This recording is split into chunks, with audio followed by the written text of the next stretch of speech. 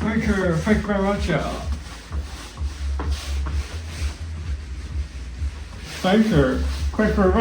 Yeah, thank you so much. Aber du einsam. Hello everybody, Luke Wright is back here at the channel. What we're going to talk about is an interesting topic. It is cold today, so Luke Wright is all geared up and all warm and all that sort of stuff.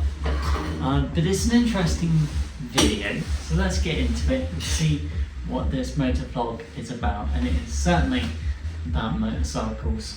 Let's hit it. Yeah. It's showtime.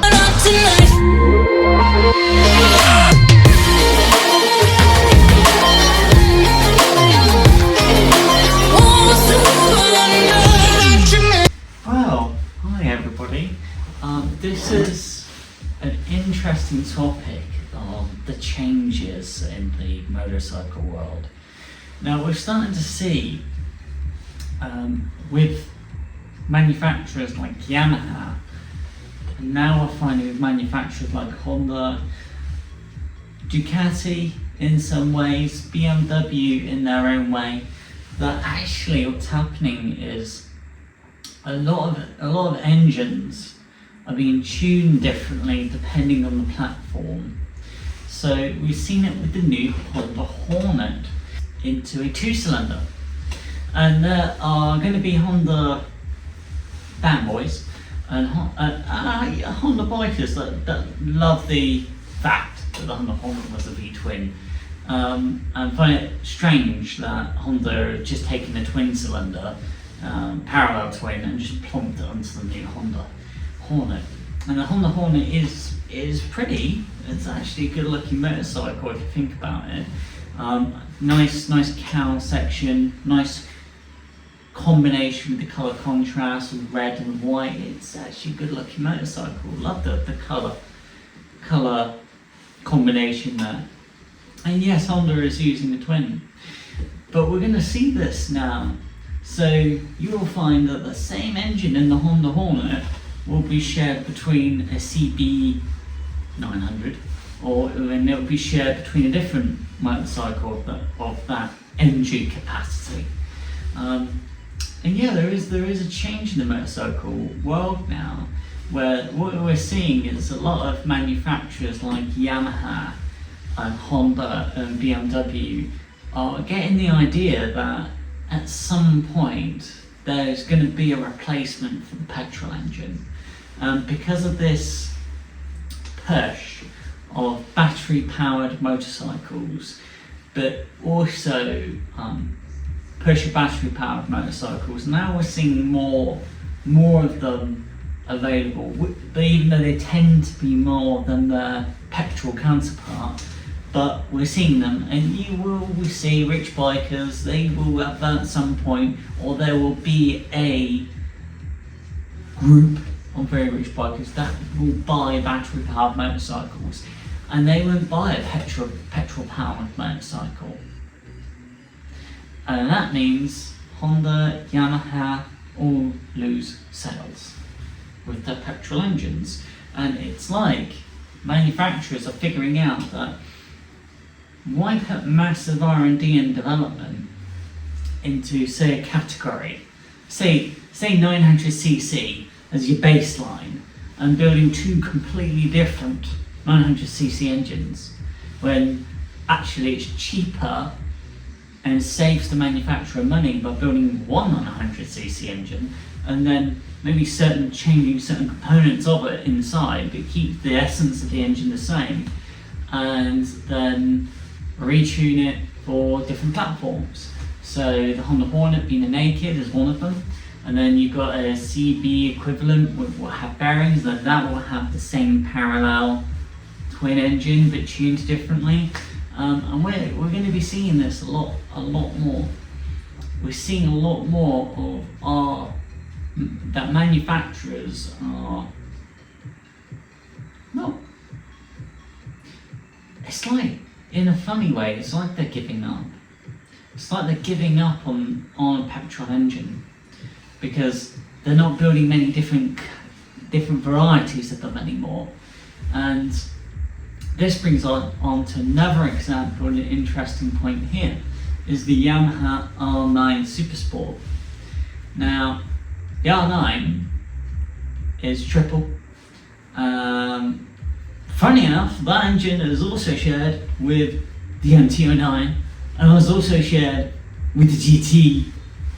And you see how Yamaha have used the same engine but tuned it differently for multiple different motorcycles. So really, as a manufacturer, all they have to do is rechange the suspension, the geometry and panels.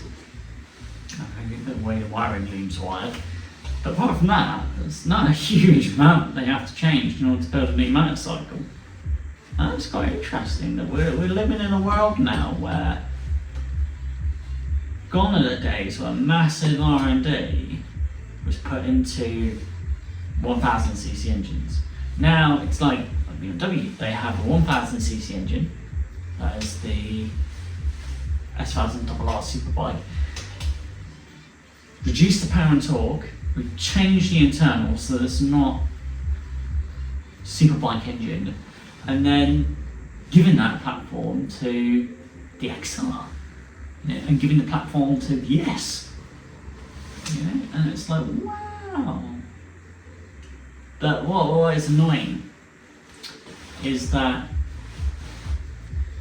little things that people are missing the point of. Like the Yamaha R9. There are people on Twitter that go, yes, Yamaha, love the R9, yeah! And then you go, sounds like across some trucks, yeah!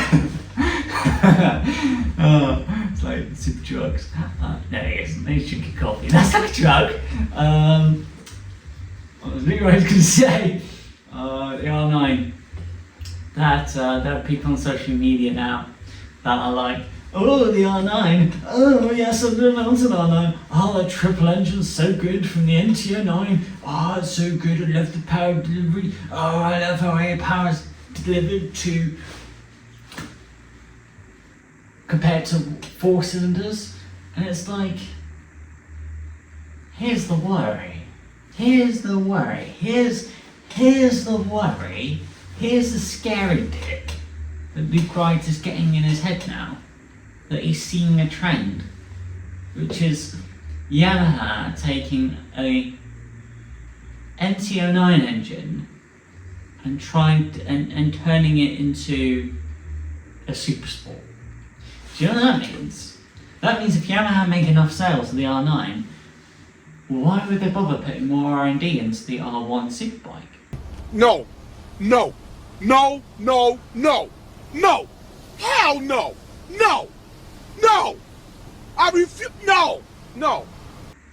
Does that mean the R1 Superbike, there's going to come a day where next year, the next year, really, Yamaha are only just going to change the electronics, and yeah, some geometry changes and that sort of stuff. But they're not going to build a brand new 1000cc Superbike engine because it's cheaper for them to use a 900cc engine, which comes from the MT-09 and also comes from the GT. That's the scary bit. The scary bit is that manufacturers are now focusing on building engines that are multi-purpose, that are broad. But then there are certain places in the motorcycle world where you don't have a broad engine. You have separation. Like a Superbike engine has no relation to any other engine in Yamaha's lineup. It's the same for Kawasaki, it's the same for Honda. There should be a clear line of definition where you have general purpose engines, multiple platforms, but then there is dedicated Supersport engines, there are dedicated Superbike engines that are just for those machines and nothing else. But that's the worry, is that going to change? And these people on Twitter and social media are encouraging this change by not defending the R1 Superbike or the ZX10 or the S1000RR. You know? What's BMW going to do? They're going to build a triple engine and go, yeah, oh cool, that's a SuperBike engine. You're fucking isn't. And so they're going to do it because no one's stopping them. Yeah, so there is this general move now by a lot of manufacturers just to build engines that fit into several models in their engine capacity. And that's how Yamaha are able to have a Tourer, a Naked, and now a Super Sport, using the same 900cc engine. You know, it's like Kawasaki are a clear definition with their engines. You know, the Ninja 1000 SX, that engine is like an old ZX10 engine, but it's not Superbike. You know, it's clear lines there. Clear lines definition of you don't cross that. But we even saw it at Motorcycle Live. Kawasaki did not bring their ZX10 Superbike to Motorcycle Live, which is among the biggest motorcycle events in Britain. And Kawasaki didn't bring it. And it's like, wow, that's quite a statement. What Kawasaki had was the hybrid. It's interesting. It's actually quite an interesting motorcycle. But it's kind of hybrid on a motorcycle. It's interesting. I would give Kawasaki that. Inclined to give Kawasaki that. That's interesting actually. But you know, mostly motorcycles like the Ninja 1000 SX, H2, you know, like the ZH2,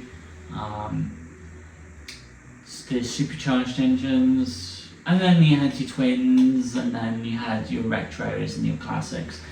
But the super sports and the superbikes were not put in Kawasaki's display as proud, prominent, you know, things. There's a worry. What we're going to see is less manufacturers now building new engines outright, and building brand new engines for different models. Now we are going to see this trend of a engine that's used for 3 or 4 different models from a manufacturer, and it's like, wow, that is really interesting. Does it quite speak? Does it speak? Well, look what in a way, if we're talking about reliability and refining an engine, yes. BMW is an example. So BMW took the M54 twin turbo straight six, and back in 2006, and they still build the same straight six turbo. But they've refined that engine over the years. But BMW have not built a brand new straight six. You know, it just isn't going to happen now. But what the worry is that now we're seeing this broad spectrum of an engine being used for 2 or 3 different motorcycles from a manufacturer, and battery-powered motorcycles are only going to get better and better and better and better. But we're going to see, will we see certain models die? Look at Suzuki. Suzuki lost the GSXR 1000 Superbike. Suzuki don't build a Superbike anymore. You can't go into a Suzuki showroom and buy a brand new Superbike. You can't do that now.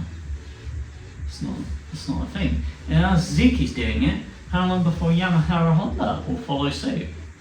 Because there isn't enough money in it. There isn't enough money to develop another Superbike for the road, because there is a trend change, and that brings us to our next video, yeah! Which is actually quite a sad video, and it's actually quite an important video we need to talk about here at Bill Crows. But hey, let's drink the coffee, y'all. Coffee! Coffee! Who has to drink his coffee?